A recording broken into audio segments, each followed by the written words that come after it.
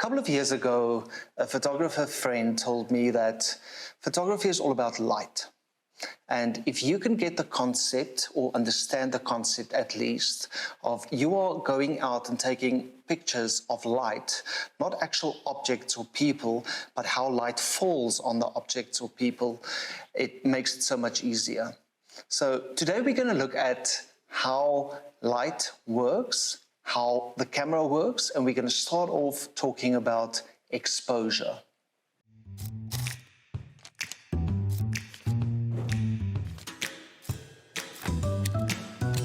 On 5.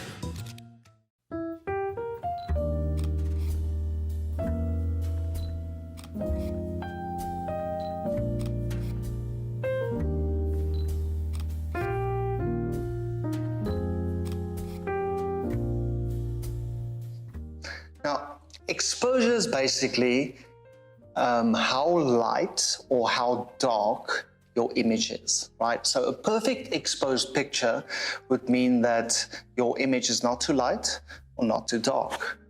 And if you want to be a good photographer, you need to understand how to control that exposure by understanding the basic functionality of your camera, but also by understanding how light works. So we are going to have a look today at the exposure triangle and what it actually means. So this is how the exposure triangle works. So basically you have three settings, or three main sides. You have the aperture, or the f-stop. So the aperture is the opening in the lens that controls how much light gets into your camera. It's like a pupil of an eye. When it's wide, more light enters, and when it's small, less light gets in. So aperture is measured in f-stops. It comes in, for example, f1.8 all the way up to f16. Wide apertures, and that'll be a small number f-stop, lets more light in, and narrow apertures, that'll be a bigger number, like f16, lets in less light. Okay, and then the next one would be the other side, and that will be your shutter speed. So shutter speed controls how long the camera shutter, the little doors, stays open to let the light hit the sensor or the film. So shutter speed is measured in seconds or fractions of a second, like 1/500 seconds or 1/60 seconds, for example. Fast shutter speeds, like for example 1/500, freezes movement, and slow shutter speeds, for example 1/30, lets in more light and blurs the movement. The ISO, or the ASA, when it comes to film photography, controls the sensitivity of your camera sensor or film to light. ISO is measured in numbers like ISO 100, 800, or 3200. The lower the number, the best it is for bright light. The higher the number, for example, say 3200, is best for low light situations. So it makes the sensor more sensitive to light, but it also introduces a lot of noise or grain onto your image. So how does the exposure triangle work? These three settings, aperture, shutter speed, and ISO, are linked. Changing one affects the other, and you need to balance them to get the right exposure, or to make your image not too light or not too dark. More light or brighter exposure, if you open the aperture, you use a lower f number, you let in more light, but you might need to use a faster shutter speed. If you raise the ISO, for example, from 100 to 1600, you make the sensor more sensitive to light. But by doing this, you can also include noise or little grain.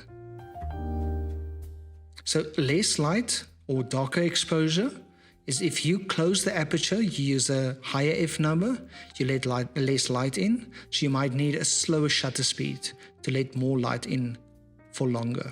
But by using a slower shutter speed, you might often have to use a tripod to prevent camera shake, because that movement will also cause your images to be blurry. So if you lower the ISO, or you get a lower number ASA film, you reduce the sensitivity to the sensor of the sensor to light, or of the film to light, but you might need to use more light. So either a higher, wider aperture, or a slower shutter to compensate for that. So again, when you adjust one part of the triangle, you often need to adjust the other two to maintain a well-exposed image. So if you open the aperture, you let in more light. If you open it a lot wider, you let in more light, and you need to use faster shutter speed. If you use slow shutter speed, for example, you might need to close the aperture. And this works with your ISO or your ASA as well, to prevent the image from becoming too bright. So that's basically how the exposure triangle works. The exposure triangle is the basis of any kind of photography, or how to get a perfectly exposed image. That again means an image that's not too light or not too dark. Obviously, if you develop into a photographer, there might be situations where you want to actually create an overexposed image or an underexposed image, according to the mood or the setting.